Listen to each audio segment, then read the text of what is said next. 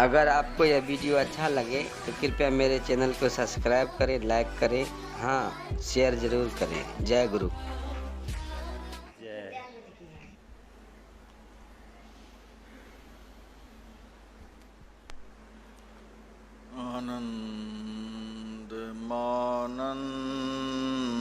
आनन्दमानन्दकरं प्रसन्नं ज्ञानस्वरूपं निजबोधरूपं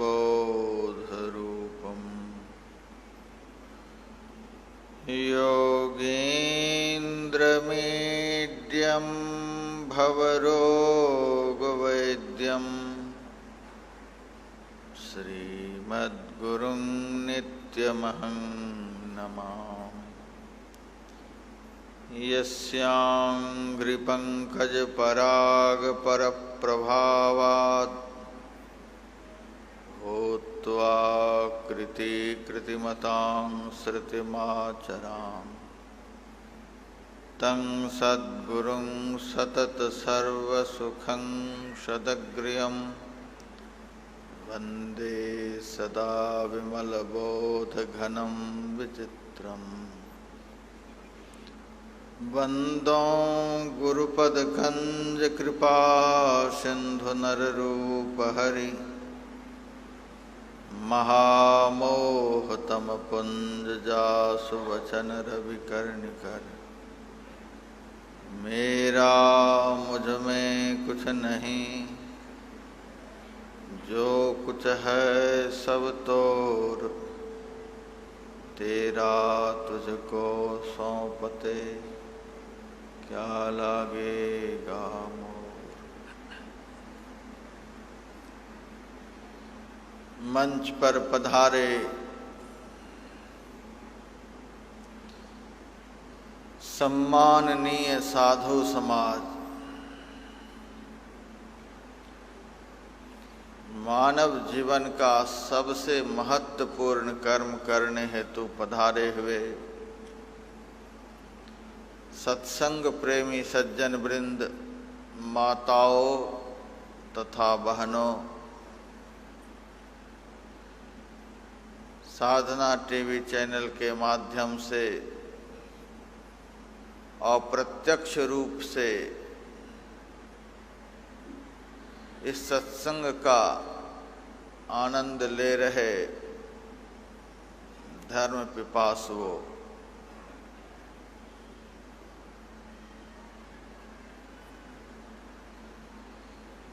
अभी का प्रतिपाद्य विषय ध्यान योग की महिमा है।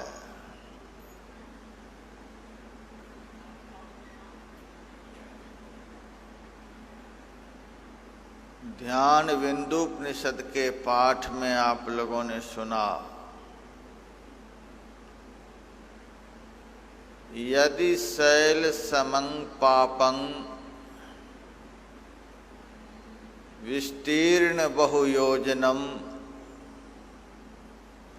भिद्यते ध्यान योगेन नान्यो भेदः कदाचन। कई योजन तक फैला हुआ पहाड़ के समान यदि पाप हो तो वह ध्यान योग से नष्ट हो जाता है। इसके समान पापों का नाश कर देने वाला दूसरा कभी कुछ नहीं हुआ।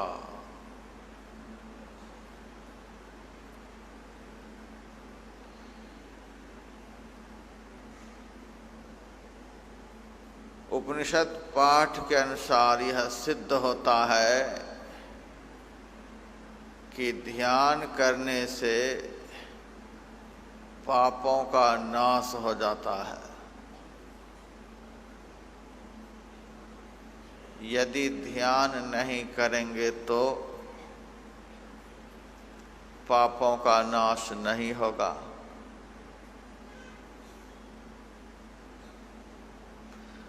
अब बात रही पापों का नाश हो जाने से क्या होता है और पापों का नाश नहीं होने से क्या होता है।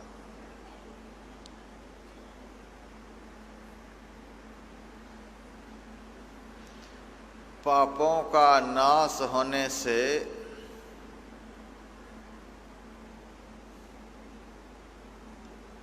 अंधकार का नाश हो जाता है। पापों का नाश हो जाने से मन की चंचलता समाप्त हो जाती है।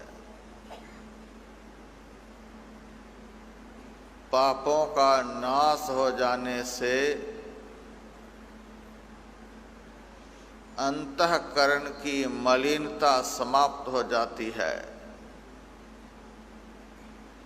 पापों का नाश हो जाने से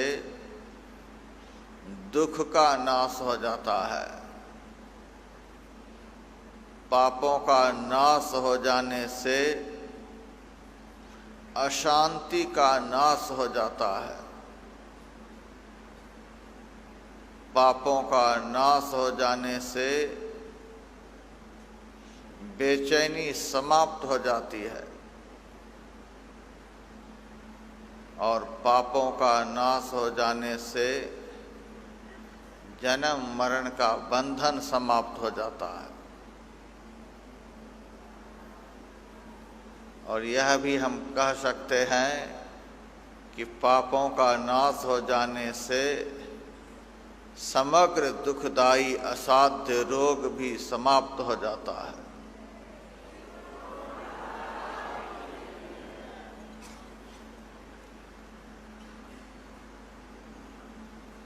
अब विचार करिए, पापों का नाश होने से कितना लाभ होता है। यदि पापों का नाश नहीं हुआ, इसका उल्टा होगा,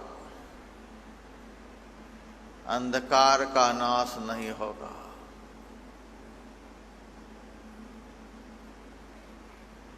अंधकार का नाश नहीं होगा तो अज्ञानता समाप्त नहीं होगी। अज्ञानता समाप्त नहीं होगी तो जो सब कर्म नहीं करना चाहिए वह सब कर्म करते रहेंगे। शास्त्र विरुद्ध अकर्तव्य कर्मों को करते रहने से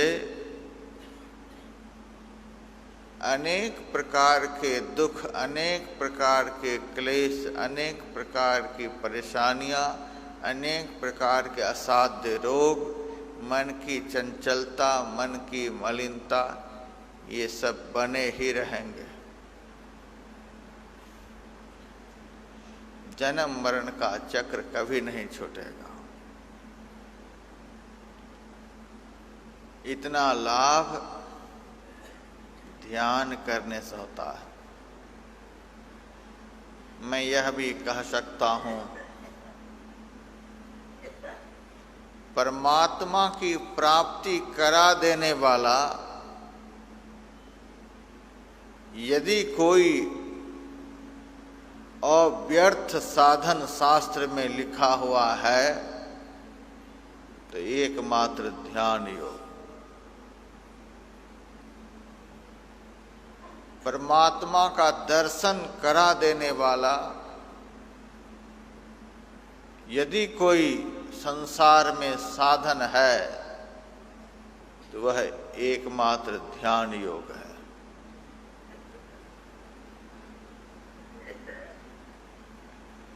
भगवान विष्णु की स्तुति जब हम लोग करते हैं तो उसमें पाते हैं शांताकारम भुजगशयनम पद्मनाभम सुरेशम विश्वाधारं गगनसदृशं मेघवर्णं शुभांगं लक्ष्मीकान्तं कमलनयनं योगभिर्ध्यानगम्यम्।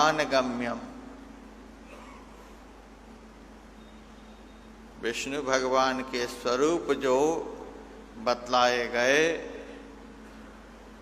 उस स्वरूप का यदि दर्शन करना चाहते हैं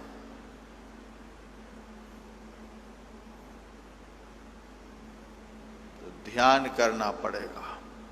योग भी ध्यान गम्यम, योगियों के लिए ध्यान में जानने के योग्य। विष्णु का अर्थ होता है व्यापक, सृष्टि के कण कण में ओतप्रोत तत्व। ऐसे परम तत्व परमात्मा को यदि जानना चाहते हैं तो उनके लिए कहा गया ध्यान गम्यम। एकमात्र ध्यानाभ्यास के द्वारा, एकमात्र ध्यान के द्वारा जानने के योग्य।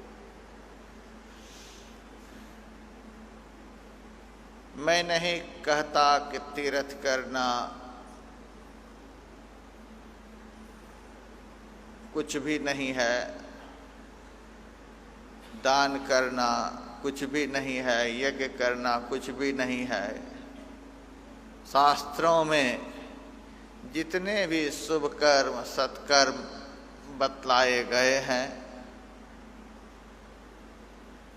इन सब के करने से परमात्मा प्रसन्न जरूर होते हैं।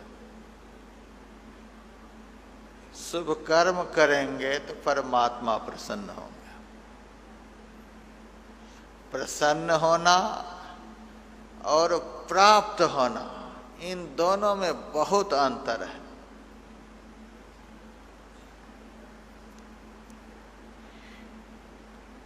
हमारे परमाराध्य गुरुदेव सुनाया करते थे, एक राजा की 2 पत्नियां थीं। राजा प्रदेश जा रहे थे, दोनों पत्नियों से कहा मैं जा रहा हूँ, कुछ दिनों के बाद वापस आऊँगा, तुम दोनों की जो इच्छा हो मुझसे बताओ, मैं वापस होते समय सब लेता आऊँगा।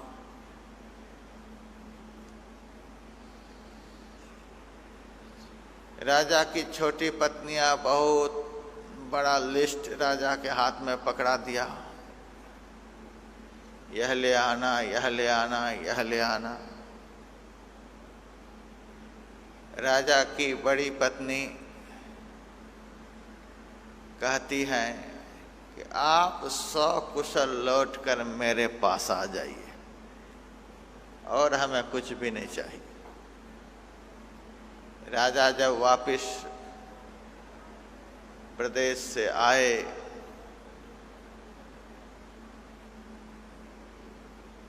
छोटी रानी के मन के अनुकूल सारी सामग्री उनको सौंप दिए और स्वयं बड़ी रानी के महल में चले गए। छोटी रानी तो देखती रह गई, आप तो मुझे छोड़कर बड़ी रानी के महल में चले जा रहे हैं। राजा ने कहा, जो मुझे चाहता है मैं उसके पास जा रहा हूँ, जो मुझसे चाहता है उसको उनके अनुकूल सब कुछ दे देता हूँ। तो तू मुझसे चाहती है, मुझे नहीं चाहती है, इसीलिए मैं बड़ी रानी के महल में जा रहा हूँ। परमात्मा के 2 तरह के भक्त होते हैं, एक परमात्मा से चाहने वाले, एक परमात्मा को चाहने वाले। पुत्र मिल जाए, धन मिल जाए, व्यापार चल जाए, यह हो जाए, वह हो जाए, ये सब भक्त जो हैं परमात्मा से चाहने वाले। और एकमात्र परमात्मा का दर्शन हो जाए, वे भक्त परमात्मा को चाहने वाले।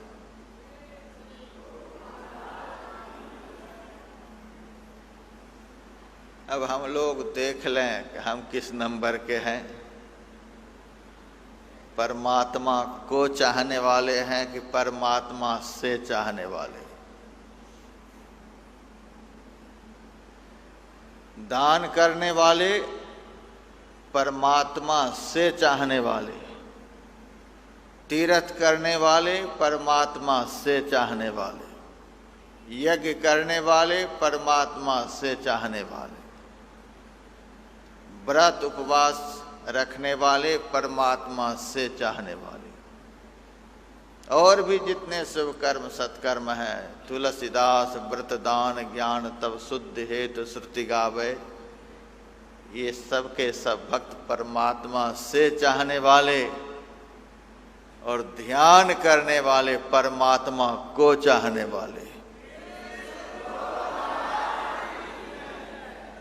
इसीलिए जो ध्यान करेंगे वे परमात्मा को प्राप्त कर लेंगे। परमात्मा को प्राप्त करा देने वाला यह अव्यर्थ साधन है। योग हिर ध्यान गम्यम, योगियों के लिए ध्यान में जानने के और किसी भी उपाय से वे जाने नहीं जा सकते।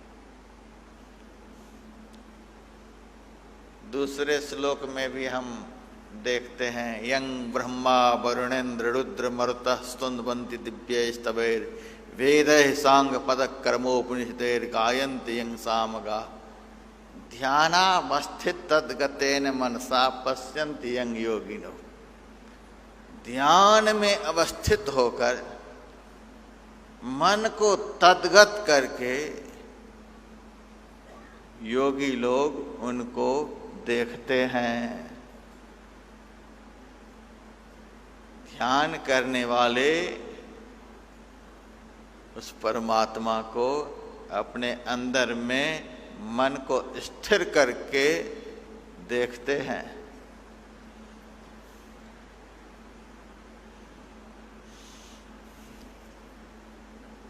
श्वेताश्वेतरोपनिषद का मंत्र, श्वेताश्वेतरोपनिषद का मंत्र आप लोग पढ़े होंगे। स्वदेह मरणिं कृत्वा प्रणव चोत्तरारिणिम ध्यान निर्मथनाभ्यासात् देव पश्यन् निगूढ़वत्। उपनिषदकार कहते हैं, अपनी देह को नीचे की अरणी बनाओ।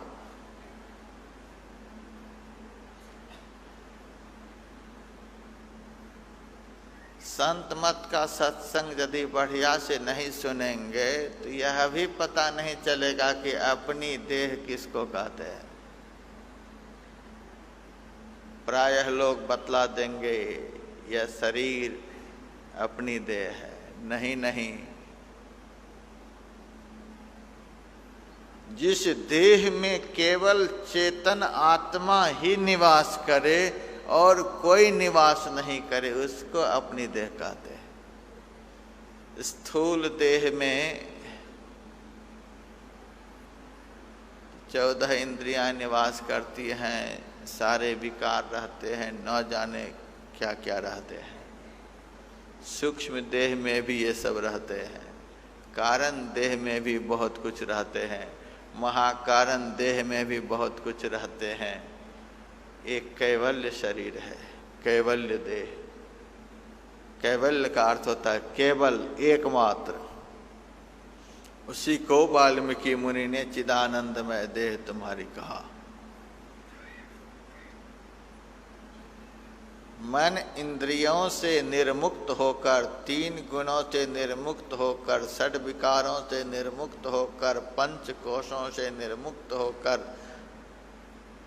विशुद्ध चेतन आत्मा जिस देह में निवास करती है उसको चिदानंदमय देह कहते हैं। उसी को अपनी देह, स्वदेह मरणिं कृत्वा, अपनी देह को अर्थात कैवल्य शरीर को, चिदानंदमय शरीर को नीचे की अरणी बनाओ।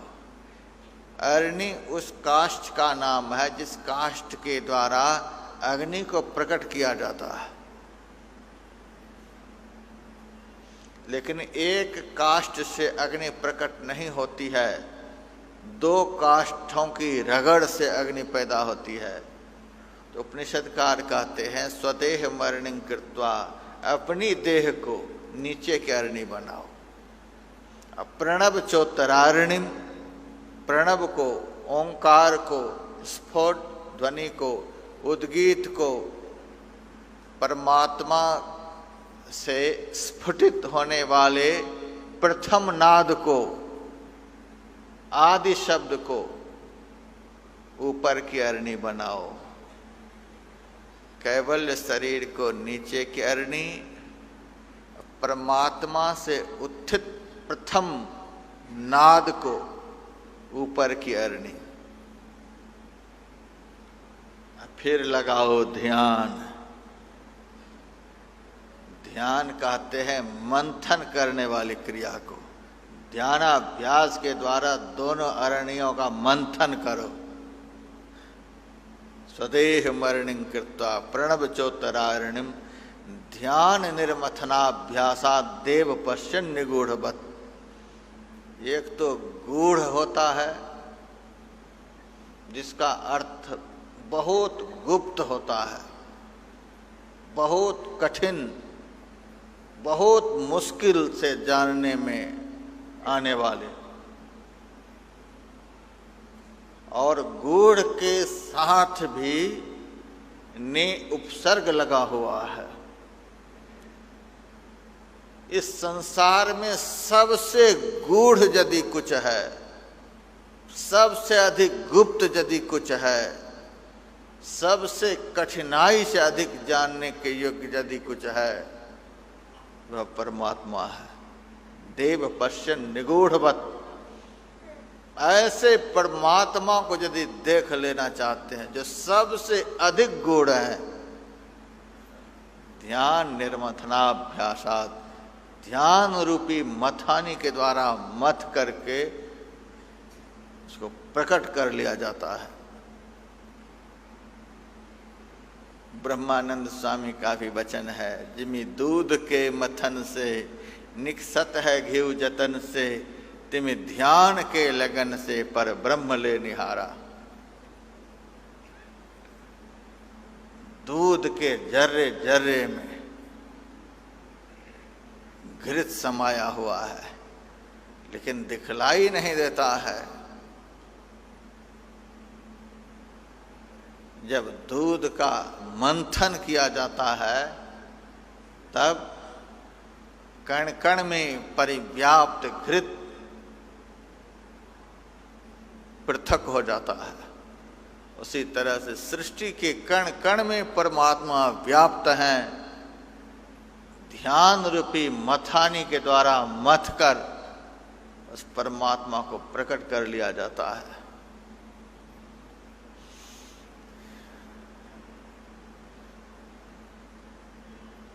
पुष्कर राज के महाधिवेशन में भी मैंने सुनाया था।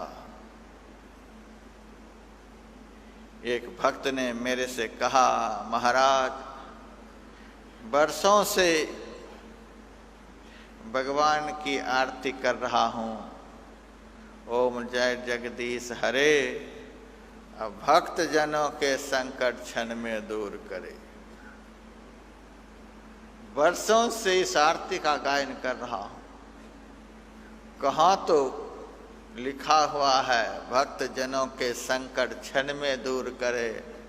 हमें आरती करते करते वर्षों बीत गए, अब तक संकट दूर नहीं हुआ। मन तो करता है आरती ही बंद करो।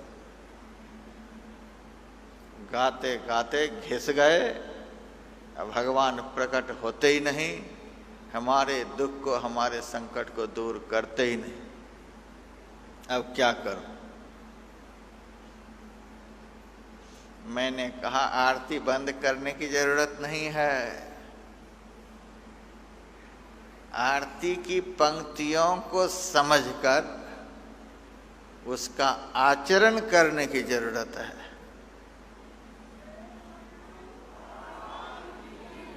किसके संकट को जगदीश्वर दूर करेंगे? किसकी विपत्ति को भगवान एक क्षण में दूर कर देंगे, यह जानते हो? महाराज यह तो मैं नहीं जानता हूं। मैंने कहा उसी आरती में यह भी लिखा हुआ है। किसको यह फल मिलेगा? उनके संकट एक क्षण में दूर कर देंगे। महाराज मुझे तो पता नहीं। मैंने कहा मैं आरती नहीं गाता हूं, लेकिन मुझे पता है और मेरे संकट को वे सदैव दूर करते हैं। यदि मेरे संकट को वे सदैव दूर नहीं करते रहें तो एक श्वास के बाद हम दूसरी श्वास ले नहीं सकते। प्रत्येक श्वास को लेने में और छोड़ने में बड़ा संकट है।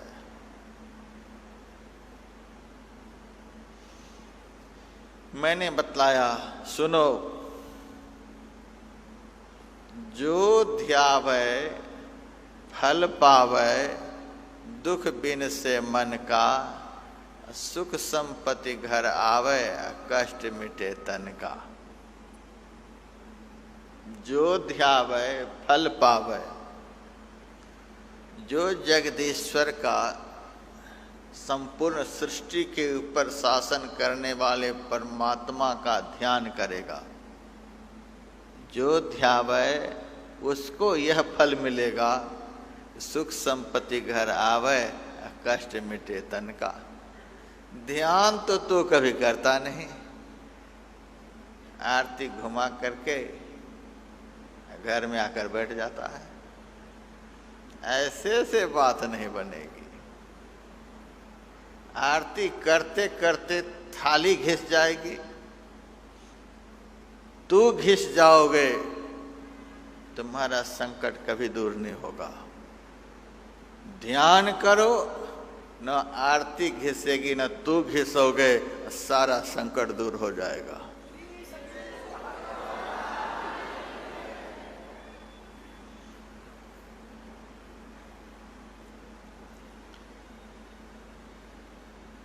फिर उस भक्त ने मेरे से कहा, महाराज उस जगदीश्वर का ध्यान कैसे करेंगे?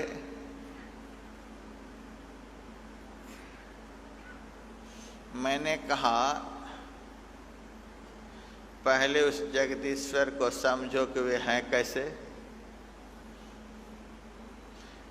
तू कहाँ जाकर गाते हो, ओम जय जगदीश हरे, भक्त जनों के संकट क्षण में दूर करे, कहाँ जाकर गाते हो?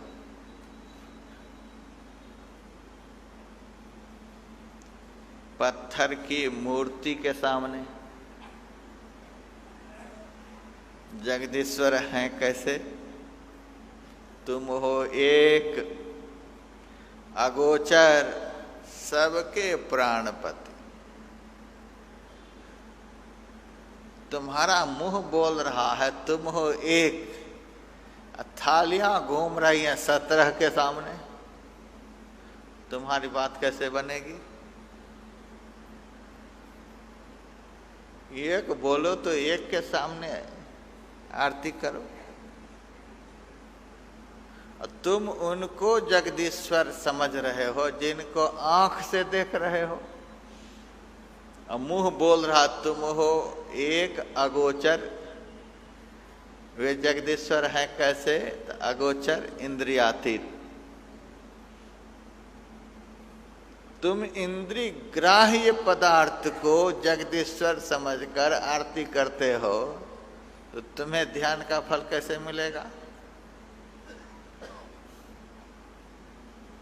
जो इंद्रियातीत हैं उनका दर्शन, उनकी प्राप्ति जो इंद्रियों से रहित तत्व है उसी के द्वारा हो सकता है। इस शरीर के अंदर सबसे भिन्न तत्व क्या है?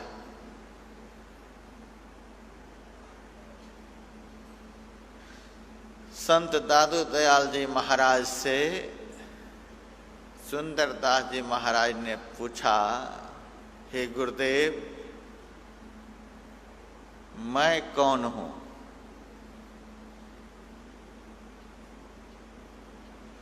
यहां मैं से तात्पर्य शरीर में रहने वाला जीवात्मा। मैं कौन? दादू दयाल जी महाराज कहने लगे तुम कौन? सुंदरदास जी महाराज लिखने लगे।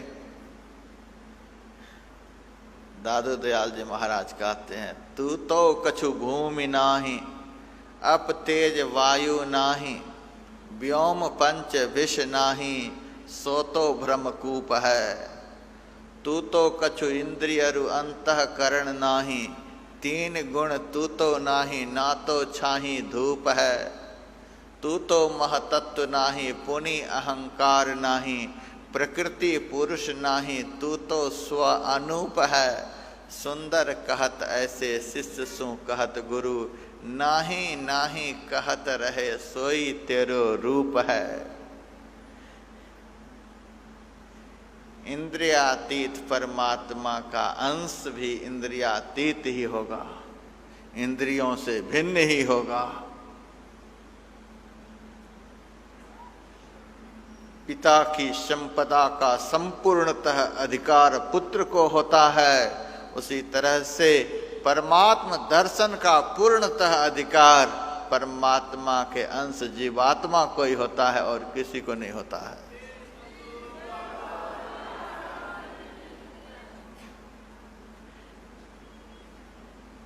गाय के सर्वांग शरीर में दूध होता है,